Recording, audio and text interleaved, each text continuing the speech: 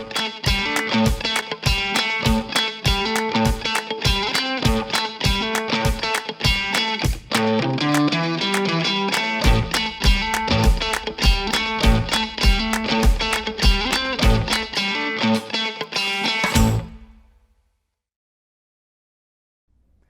my name's Ken Benoit. I'm a certified golf course superintendent and executive director of the New York Golf Course Foundation. I recently rode my bicycle around the state of New York, covering over 1,000 miles to raise awareness of the importance for golf facilities to formally adopt best management practices, which are designed to preserve and protect our water resources. Along the way, I spoke with superintendents, university professors, and PGA professionals about the impact BMPs can have at their facility and beyond. We've also discussed specific BMPs that the superintendents have implemented at their facility. This project was made possible by funds awarded to the foundation by the New York State Turfgrass Association through the New York State's Turfgrass Environmental Stewardship Fund. In this video, we'll be speaking with Certified Golf Course Superintendent Todd Czepiel. He'll discuss the importance of BMPs and also give us some insight into his water management use program. Hope you enjoy the video, and please don't forget to give us a thumbs up and subscribe. Thanks. So Todd, we're talking about BMPs today, but before we get into your highlighted BMP, let's talk about BMPs on a macro level. Why are BMPs good for golf?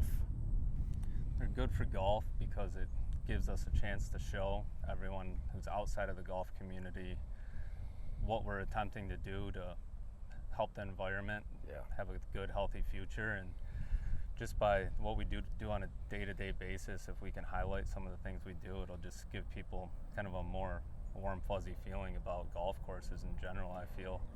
Yeah, because they don't always know, and how could they know? Unless we're telling them, how could people outside of this world really know what we're doing here? So it is a great way to communicate to those people, right?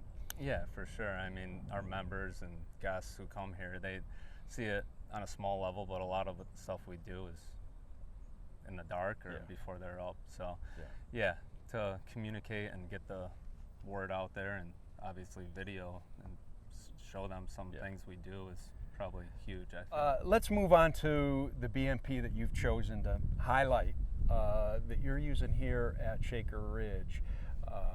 Why don't you tell us a little bit about what you've decided to talk about? Decided to talk about our water management and what we do here at Shaker Ridge. I mean, obviously, membership wants things green, but also wants things firm, fast.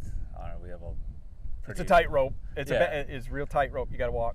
We have probably some of the better amateur players in the area that are members here, so they always want firm and fast, but also you can't have bare spots and what have you. So a lot of hand watering goes into place with that on any course, but more so here we have single row irrigation. And as you know, a lot of courses, Pinehurst and some other courses, have downsized their irrigation, have gone to single row, and it's kind of become a new thing.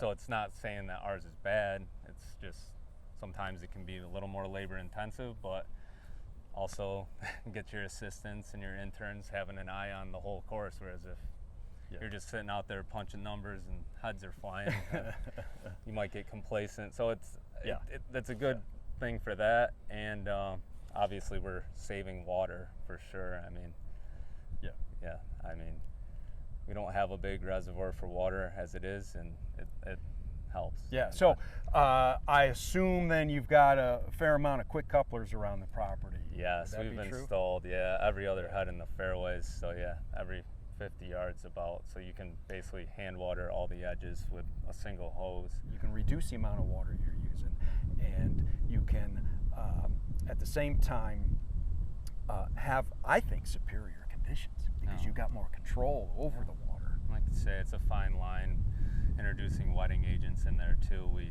do a lot with wetting agents and penetrants and getting it dialed in, so still get that firm on top and also not chase when you get the tough days. But you always chase, but minimize the chasing with the hose. But it's always a juggling act with wetting agents. But have you quantified your water savings?